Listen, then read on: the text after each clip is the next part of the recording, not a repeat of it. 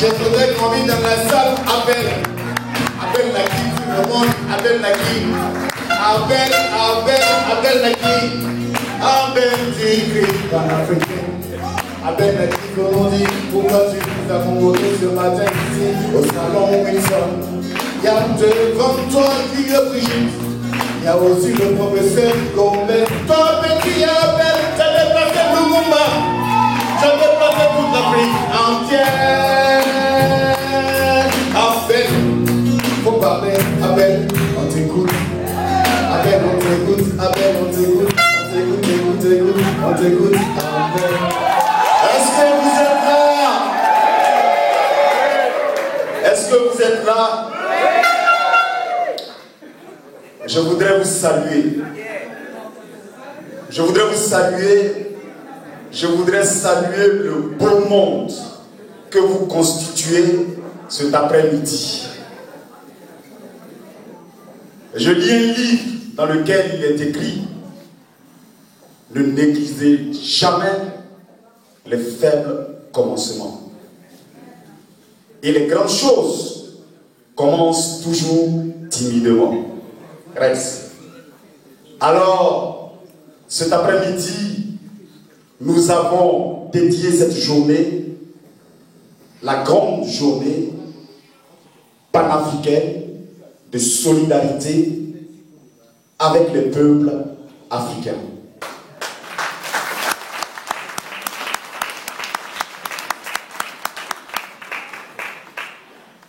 Lorsque l'injustice est installée en Côte d'Ivoire, lorsque la France nous a imposé un Burkinabé au lieu d'un Ivoirien à la tête de la Côte d'Ivoire,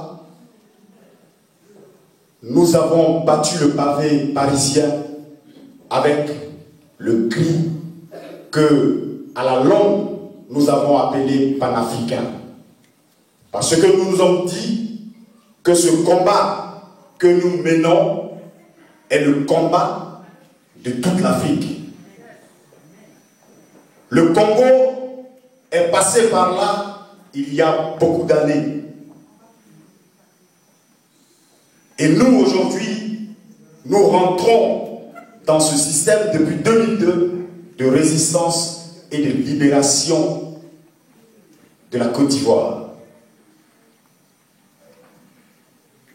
Cet après-midi, je voudrais, mesdames, mesdemoiselles et messieurs, vous saluer, dire merci au fils de Patrice Emery Lumumba qui nous a offert l'insigne honneur d'être présent et d'honorer cette grande journée panafricaine de solidarité. Je voudrais qu'on acclame Patrice Lumumba.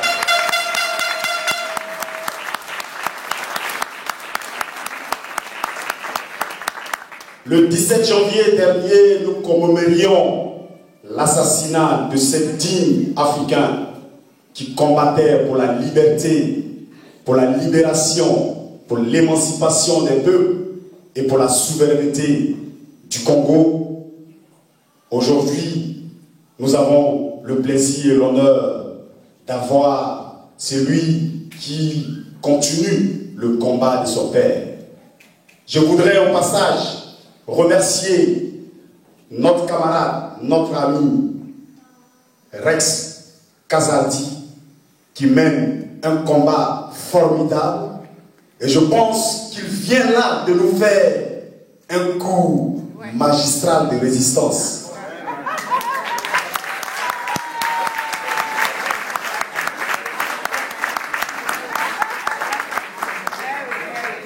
Je profite de l'occasion des paroles de Rex pour vous informer que celui que nous appelons le rat, le Mossi, le rebelle, le sanguinaire et l'assassin Dramane Ouattara sera le vendredi prochain,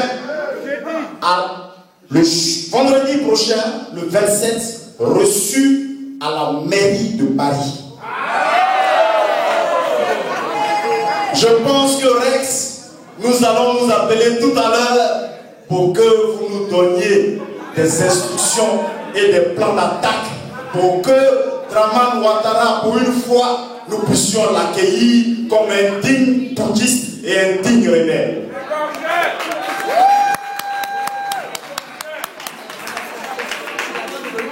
L'autorisation a été déposée à la préfecture. Nous voulons faire les choses légalement. Et ils sont obligés de nous accorder cette manifestation. Et après, ce qui va se passer, se passera. Le vendredi, il est reçu à partir de midi. Nous serons là-bas depuis 10 heures pour accueillir le président, entre guillemets, de la Côte d'Ivoire.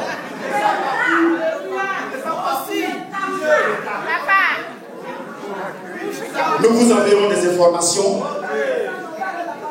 Je voudrais continuer mon propos pour dire merci à la digne représentante du FPI, le parti du président Laurent Gbagbo, qui l'a fondé dans la clandestinité.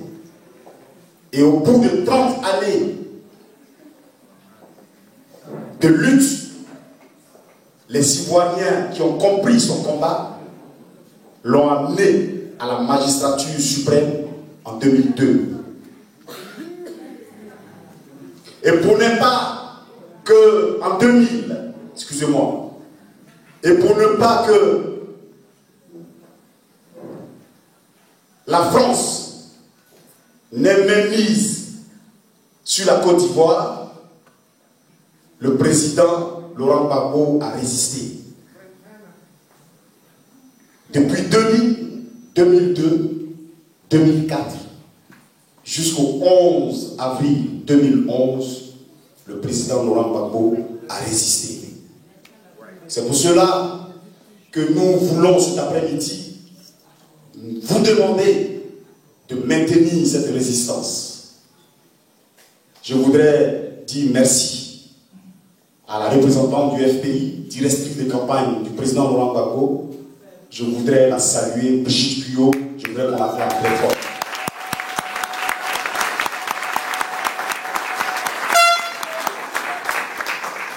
Je voudrais saluer tous les leaders qui sont présents dans cette salle.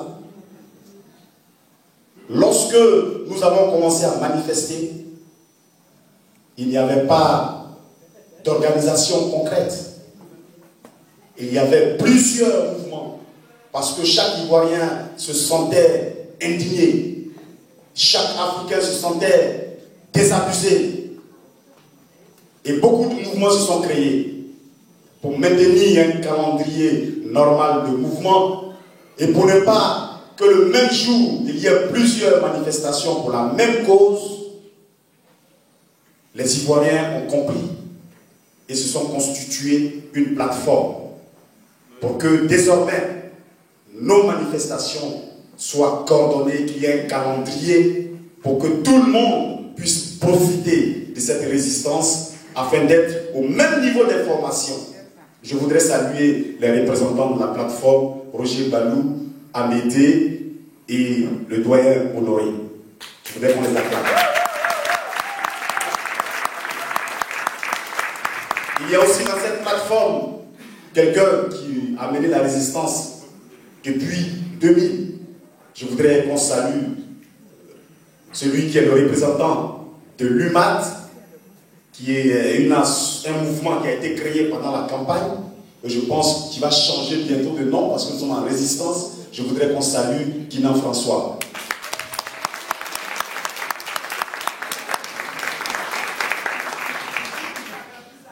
Plusieurs personnes se sont déplacées depuis la Belgique au plus profond de la France pour assister à cette journée. Je voudrais remercier tous nos camarades et dire un grand merci à tous les adhérents du CRI panafricain, à tous ceux qui sont dans l'organisation, les charmantes hôtesses et le président du comité d'organisation, Aguissa. Je voudrais tous vous remercier et cet après-midi, je voudrais déclarer ouverte cette journée panafricaine de solidarité des peuples et que ce soir, nous soyons édifiés. Le thème de cet après-midi s'intitule « Une nouvelle dynamique unitaire en vue de la libération de l'Afrique ».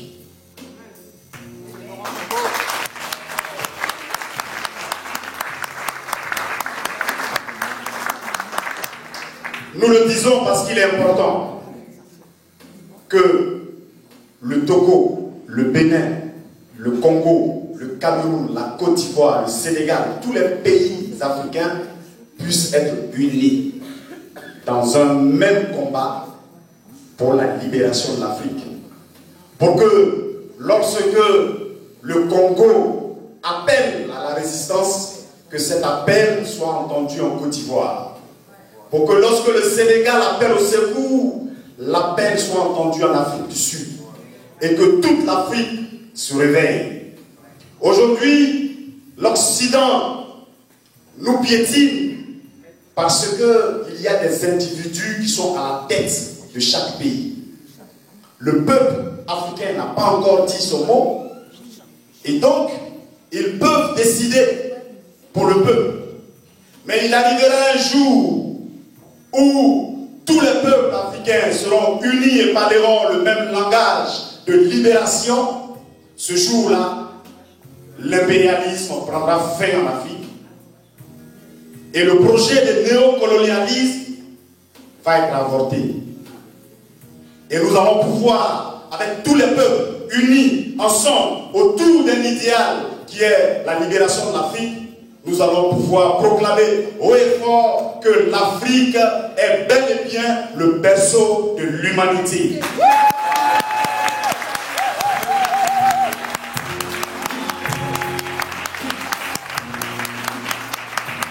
Un grand homme disait une fois que l'humanité n'a pas créé la souris 2 fois, le chat 2 fois, l'espèce humaine 2 fois.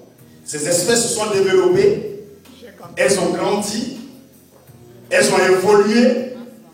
Il y a un seul lieu où la nature a créé l'homme, et ce seul lieu, c'est l'Afrique.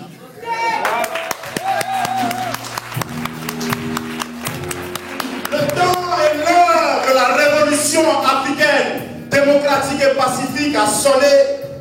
Ensemble, avec le Congo, avec le Cameroun, la Côte d'Ivoire et le Sénégal, nous allons mener le combat de la libération des peuples africains, le combat de la dignité de l'homme noir et le combat de l'émancipation des peuples aliénés.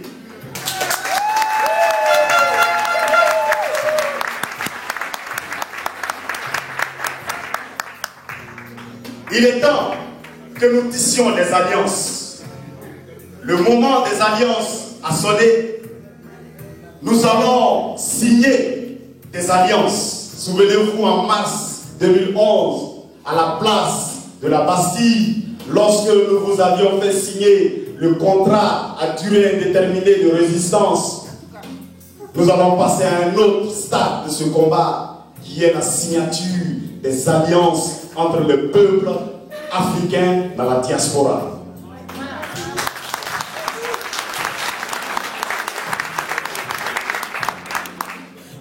Depuis le 29 novembre dernier, la lutte pour la libération de la Côte d'Ivoire a pris un autre visage.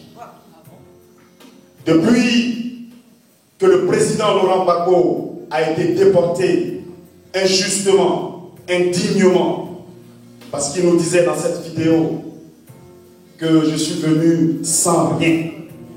Et il a répété 3 fois, sans rien, sans rien. Nous avons été tous indignés. Et depuis ce jour, le combat a changé de visage. Nous luttons maintenant sur 3 fronts. Le front judiciaire. Et je voudrais saluer ici l'action de tous les avocats, de tous les juristes qui ont tout mis en œuvre pour que ce combat-là soit gagné à partir du 18 juin 2012.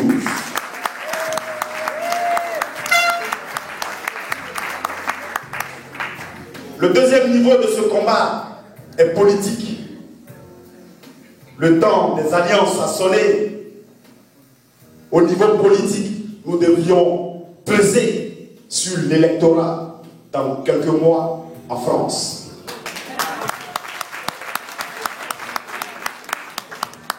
Et le dernier niveau, ce sont les mobilisations de masse. Et cela me permet d'annoncer une date symbolique de grande mobilisation que nous allons organiser avec le peuple congolais, le peuple sénégalais, le peuple camerounais et les Libyens. C'est très bientôt, le 11 février, ici à Paris, une grande marche panafricaine. Nous avons assisté aux différentes réunions et nous sommes en train de préparer cette marche. Le 11 février, dans les rues de Paris, grande marche panafricaine, pour que nous puissions démontrer aux différents candidats à l'élection présidentielle 2012 en France que le poids des Noirs, des Africains, des Afro-descendants, ce poids-là sera terrible.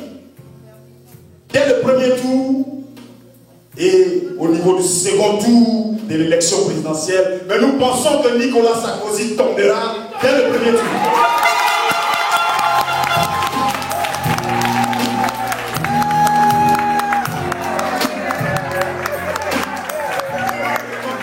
Nous avons une puissance,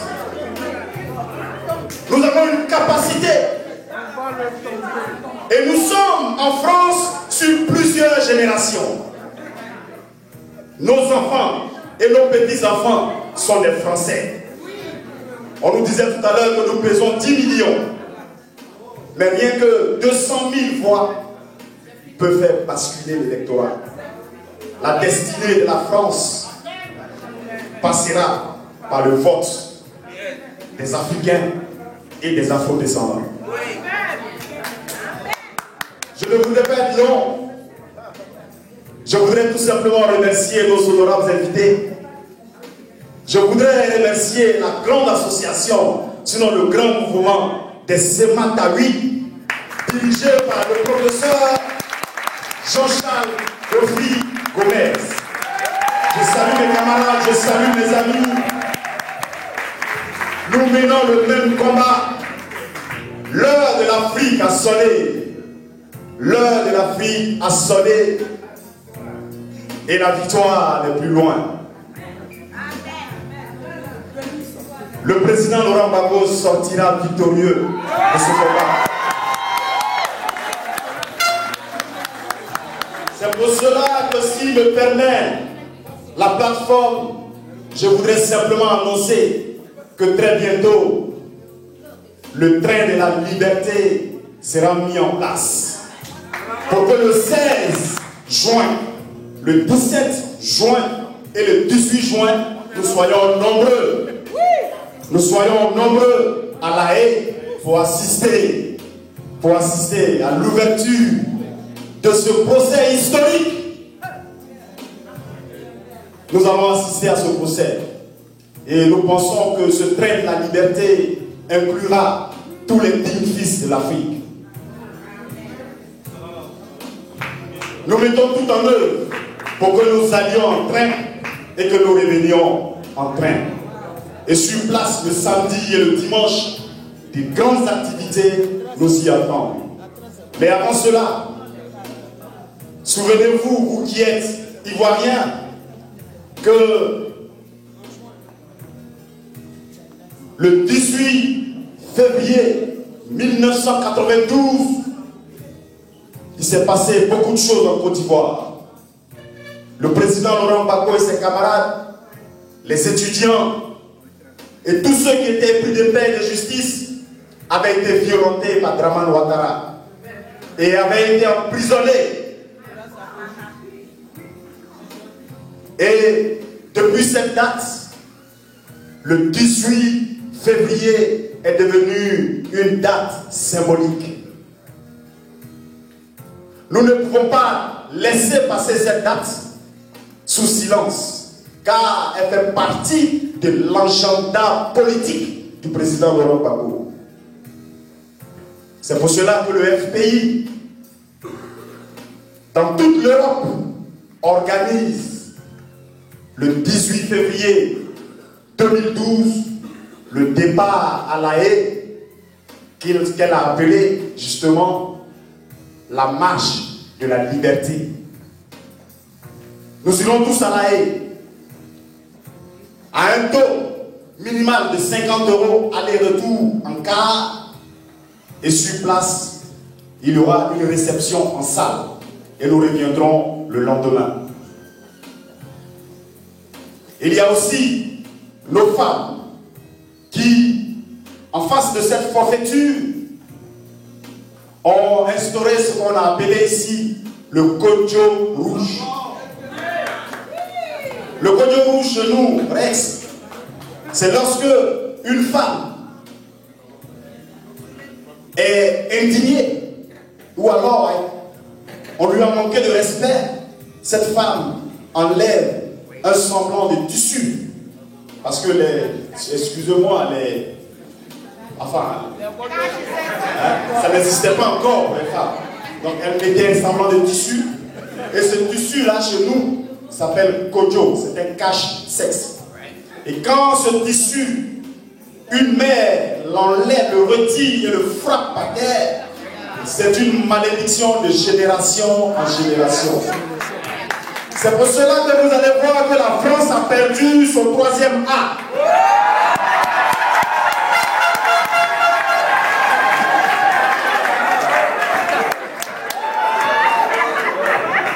C'est pour cela que la France va descendre jusqu'au fond du gouffre.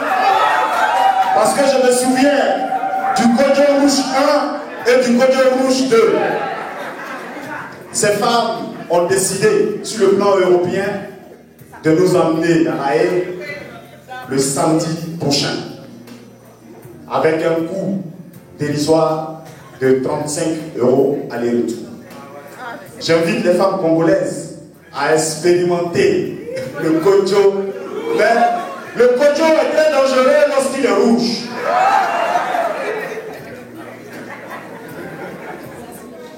Et cela m'amène aussi à annoncer l'Assemblée générale très bientôt du CRI panafricain pour que nous puissions donner l'orientation à suivre de la résistance, pour que ceux ou celles qui avaient pris les cartes d'adhésion, pour qu'on puisse les renouveler, parce que nous sommes maintenant à 1 an jour pour jour de résistance sur la place de Paris.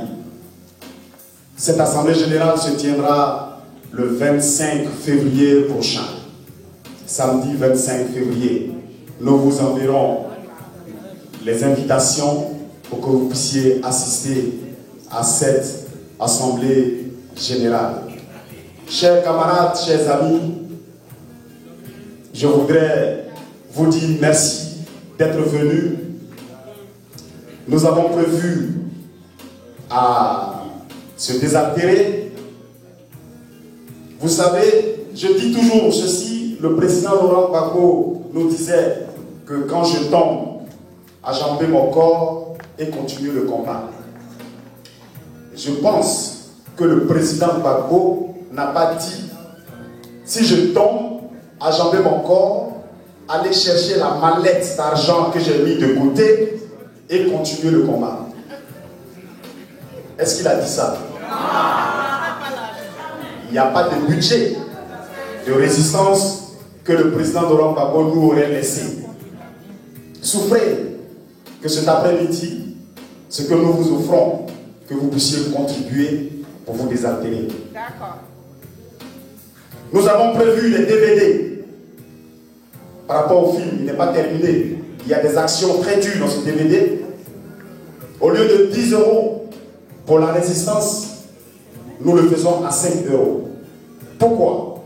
Parce que nous pensons que c'est un outil de travail. Il faut le prendre par 2, par 3, par 4 et les offrir. Et je voudrais personnellement m'adresser à nos mamans qui font l'assistante maternelle. Il y a des livres qui sont en vente dehors. achetez 2-3 livres, vous achetez un DVD et vous faites un paquet. Et ce paquet-là, vous l'offrez à votre patron pour la nouvelle année. Ça mérite applaudissement. Vous savez, lorsque la France était occupée par l'État nazi, il y avait les Français qui menaient le combat de résistance, qui s'appliquaient à acheminer les courriers des boulangers, des boulangères, qui s'appliquaient à acheminer les courriers, les tracts. Chacun était au four et au moulin. En étant assistante maternelle, si vous ne pouvez pas prendre le micro pour dénoncer certaines choses, si vous n'avez pas cette occasion, l'occasion vous est offerte d'offrir un paquet à votre patron. Les Français aiment lire, ils aiment les films. Vous leur offrez et ils verront la vérité, ils verront ce qui s'est passé en Côte d'Ivoire. Vous leur dites, c'est votre cadeau de fin d'année.